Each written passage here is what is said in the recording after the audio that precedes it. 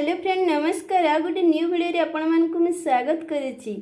तो सांग माने आज मु तैयारी करिवि गोटा पोटलर भजा।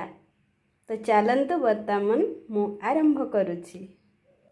तो सांग माने प्रथमे या ऊपर मु लूण दे देली, सेथिरे किछि हळदी ऐड कली,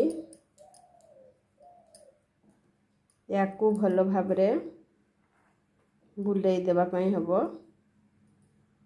तो सांग माने वर्तमान मु एगुडा सबु हळदी लूण दे देइछि।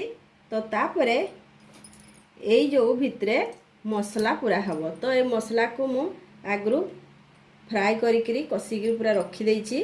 जेहेतु मसलाटा फ्राई करिकरी देले फ्राई हेइथिबा मसला तो एते बासिबनी कंचा कंचा मसला। तो सेति पई मु याकू भल भाबरे भाजी की रखिछि। तो याकू यार भितरे एबे पूरा हबो।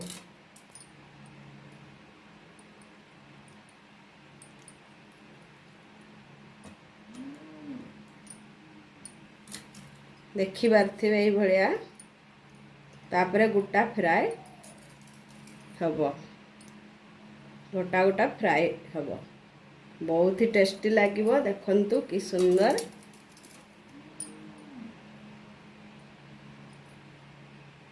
तो सांग माने वर्तमान मोर कड़ाई गरम हो जाइछि। तो सेथिरे मु पकेइली तेल।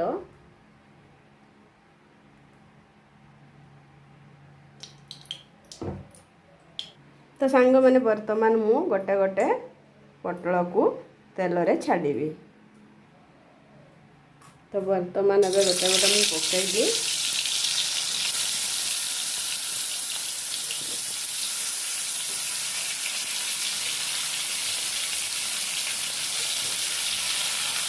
देखंतु कि सुंदर, यार टेस्ट बहुत बढ़िया लागिवो।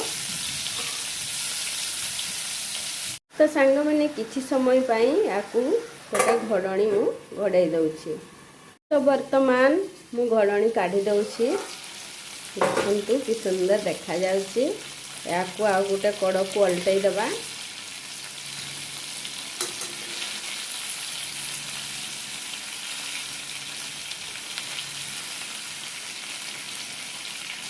लाउ किछि समय लागिवो हेबा पई, भल भाबरे सिझी जाऊ।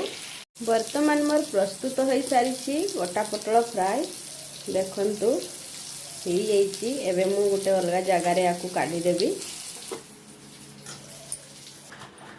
वर्तमान मोर प्रस्तुत हो सारी गोटा पोटल भजा। देखंतु कि सुंदर होइछि, कि सुंदर देखा भी जाउछि, आ बहुत टेस्टी भी लागिवो। आशा करुछि भिडियोटी भल लागुथिबो।